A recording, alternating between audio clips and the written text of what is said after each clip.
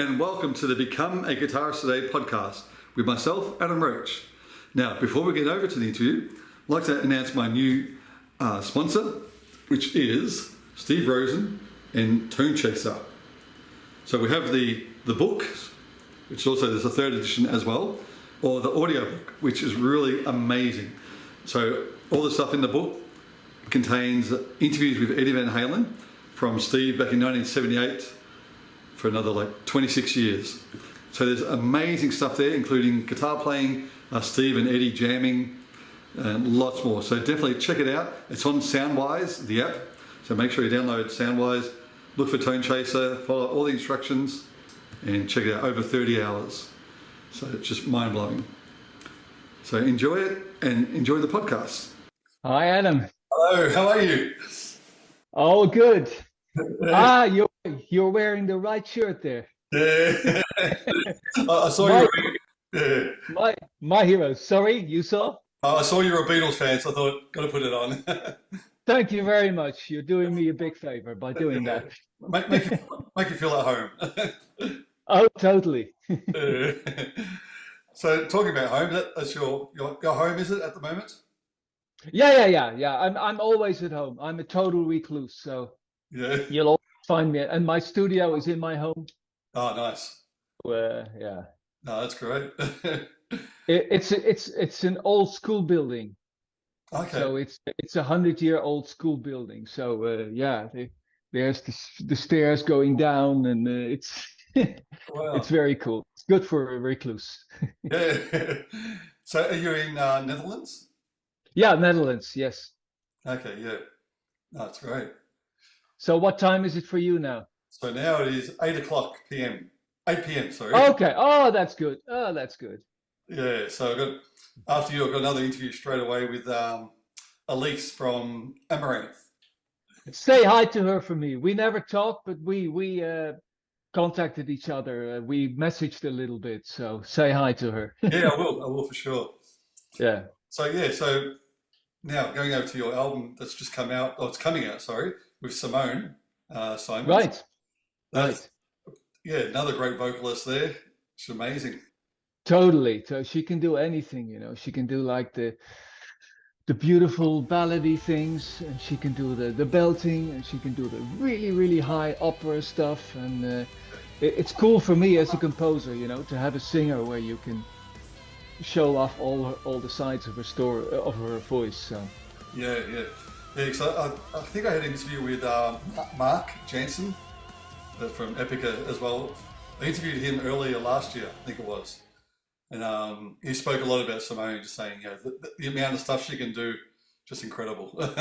I know, and it's always in tune, so there's no hassling with auto tune and stuff like that. It's all very fast. And we work fast.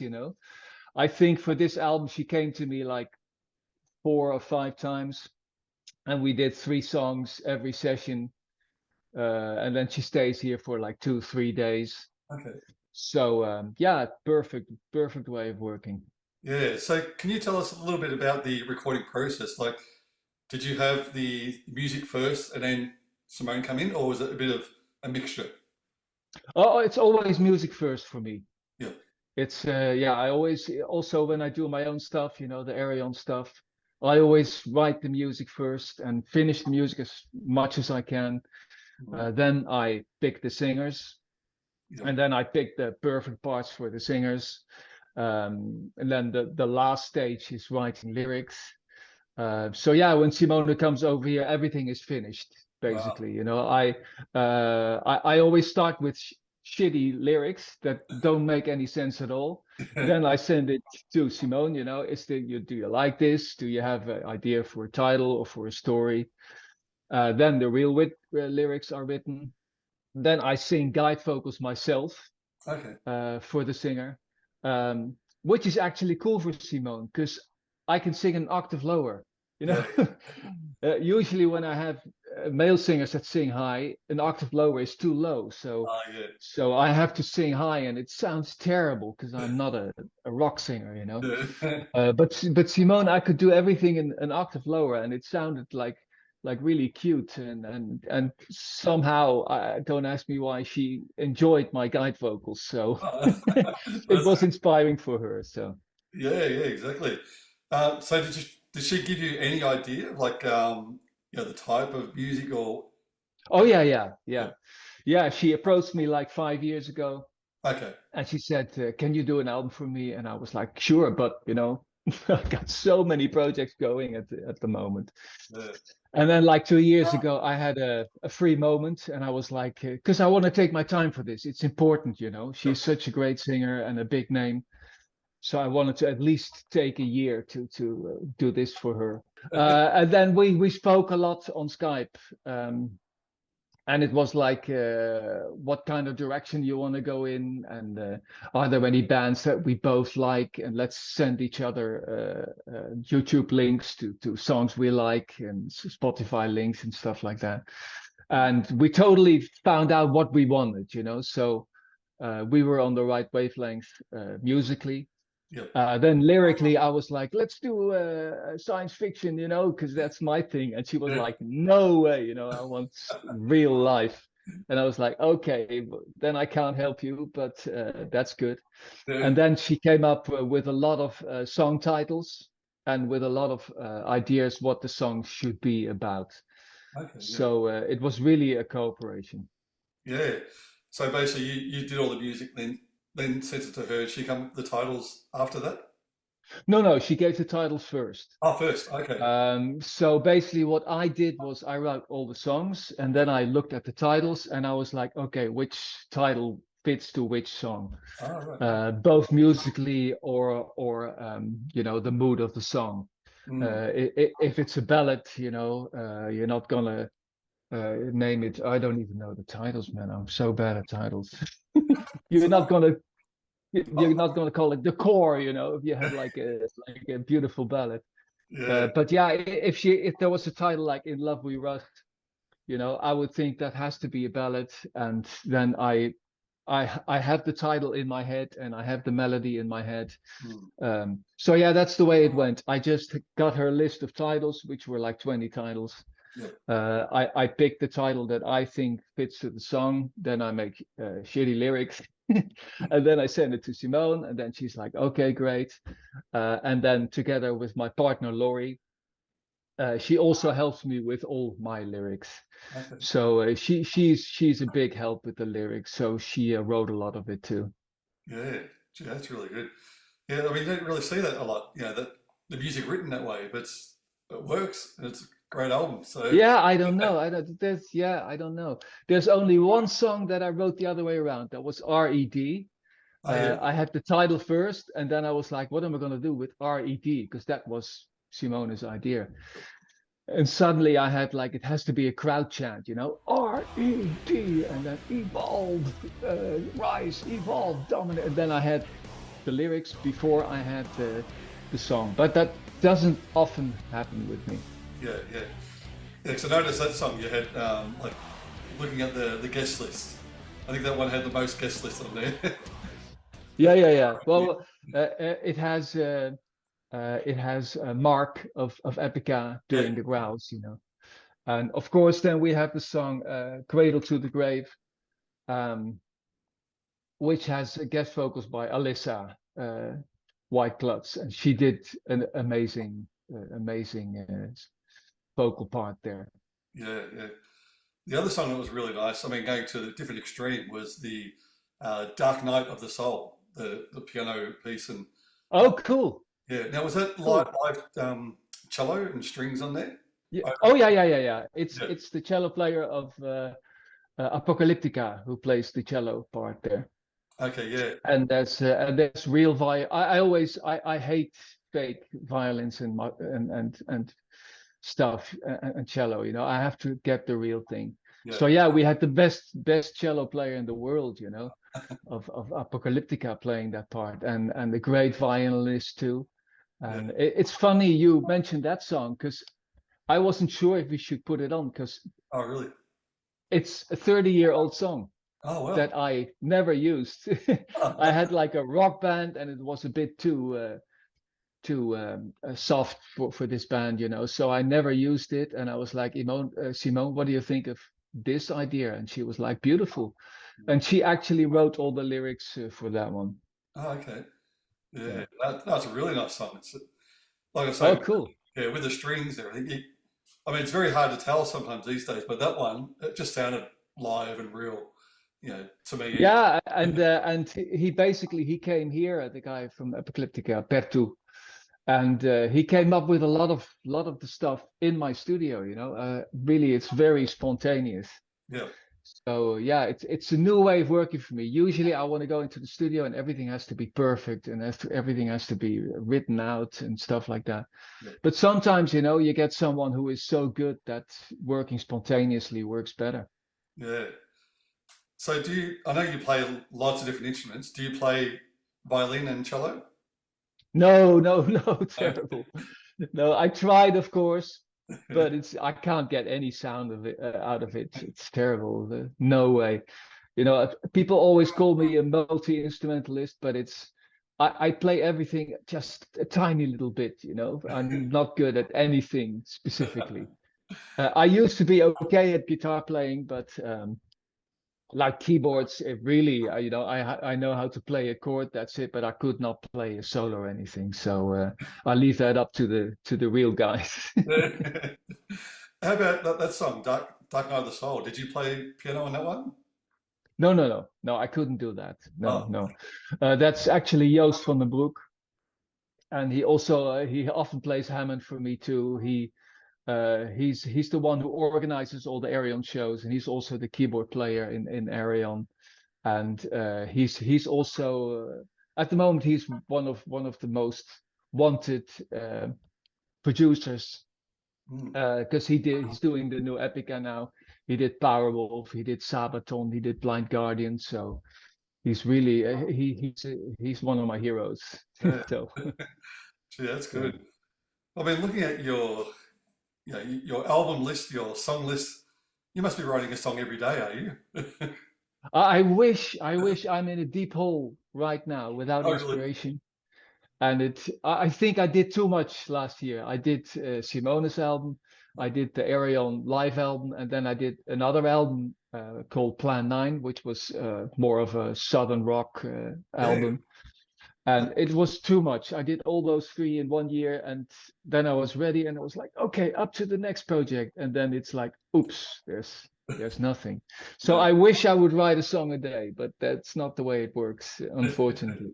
But you know, you have to wait for that one good song to come, and then it will give you self-confidence, and then you know, then you're on a roll again. Yeah. But yeah, still waiting for that. I did see the one you just spoke about. The was it Plan 9? Plan 9, right? Yeah, yeah. Yeah, that's a great album. I love that one. Oh, cool. Glad you like it. Well, actually, that's 30-year-old songs, Hmm. and the song "Dark Night of the Soul" was an old 30-year-old Plan 9 song. Ah, right. I was thinking of putting it on that album, and it was called Magic Moments. Okay. Uh, but I think it's in the bonus tracks. Yeah, it's if you I don't know if you have the album, but there's like two. Do I have it here? No, there's two CDs, and one CD has all the bonus tracks. And the song called Magic Moments is basically the song that turned into Dark Night of the Soul. Oh yeah, I don't think I've got it on here because they just sent me the files of the album. Right, right, yeah, yeah, Yeah, yeah. I have to get the album now. Yeah, Yeah, of course. exactly. Now going over to so is it Arion? Is that how you say it? The band? Right, yes, yes, yeah. Yeah. So you've had that for quite a while, haven't you? Is it like 1995? 30 years now, yeah. Wow. 30 years now, yeah. Yeah. And you're like the main guy for that? I'm basically the guy. Yeah. I'm the Right. boss there. Yeah. It's just me with loads and loads and loads of guest musicians. Yeah. One of my fans recently, she made like this whole universe with stars, and every stars was a name that worked on Arion. And there were 200 singers that I worked with. Oh wow. Gee. There's That's a pretty lot good. of them there. Yeah, yeah. But yeah, I love the way that you, like you said before, yeah, you do the music first, and then I think I saw in another interview that you spoke about like you get the guest singer, and then you get the lyrics to suit that person, Right, Hmm. right. Which is really clever. It's clever, yeah, because it's way harder the other way around, you know. Yeah, When you've written a certain melody and lyric, then you have to find a singer that fits that melody, and that's much harder and it limits you, you know. It's much better to have the singer and okay, I got that singer, and uh, I think that's one of my talents. I think I yeah, can get the best out of a singer. I can feel like what his or her range is, mm, and where he or she sounds the best. Um, so yeah, I would always work that way. yeah. So I was actually going to ask. Sometimes Sorry. sometimes it's shitty. Sometimes you know you've written everything for a singer, and it happened to me, of course. It must have happened 10 times. Mm. And then like a few weeks before you get the message, oh sorry, I can't do it. I'm sick or I'm on Uh, tour. And then you have to find someone else who sounds like that singer, and that's shit. yeah, But it, yeah. So do you have to do much research into the range, like to find out exactly what they can do, before you write the song? I wouldn't say much research, but yeah, I do research, of course. Yeah. I look at live stuff on YouTube. Mm. You know, where do they sound best? But it's kind of like, you know, I've got 30 years of experience that now with Ariel, and even 15 years before that, I was in a lot of bands. So I think uh, I can hear one line of a singer, and I know what he or she can do. Yeah, yeah. But I suppose with Simone, it's open, really, isn't it? Because her range is pretty big. It's amazing, but still there are yeah, her range is weird because you know for a ballad, Mm. like if we would have a male singer sing a B, that's really high, you know.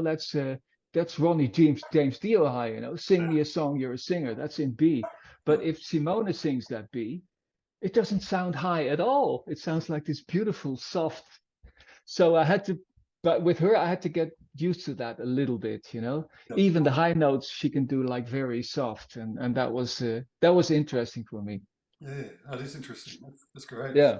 So how about with your? I know you had some guest guitarists like Bumblefoot and Adrian Vandenberg. So is that the same process as far as like getting the right person for the right song? Um, I often give them the choice. Okay. Like Adrian Vandenberg, I gave him three songs and I said, which one? Because he's a friend of mine, you know. Yep. Which one would you prefer? And then he's like, I want this one. And sometimes I know I had this song with like a 3 minute solo, and it was a weird time signature, and it was weird chords, and it was all soft, and I was like, this is Steve Vai. This has to be Steve Vai. Yeah. So him, I sent the part, and it was 3 minutes. So he said, "Where's my solo?" I said, "All of it." It's a 3 minute solo, and he said, "Well, I don't know if I can do that." And then half a year later, I still remember it. I get goosebumps just now by thinking of it. Yeah.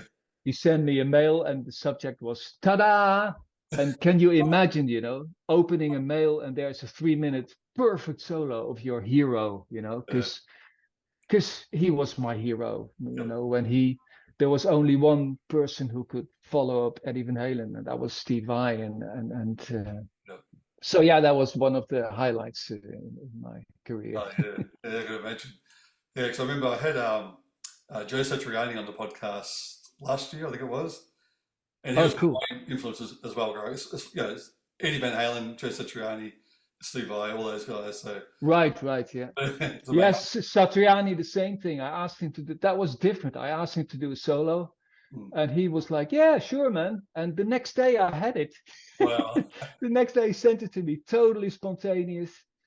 And he was like, "There you go." I said, "Okay. Well, you know, how much do you want for it?" Ah, man, it was fun to do, and Oh, wow.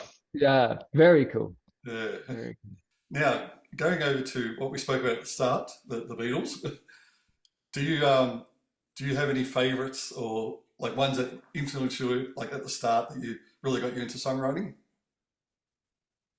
You mean Beatles songs or in general? No, just mainly Beatles. Yeah, Okay, okay. Yeah, their psychedelic period. I mean, the my favorite album would be Magical Mystery Tour. yep, Simply because I'm the Walrus and Strawberry Fields are on there. If they would have been on Sergeant Pepper, where they should have been, that would be my favorite album. yeah, But that's the stuff I like from them. The dark John Lennon stuff. That yep, gets me going. yeah, But I like it all. Like the White Album is great too, and I don't like Let It Be. That's not my thing.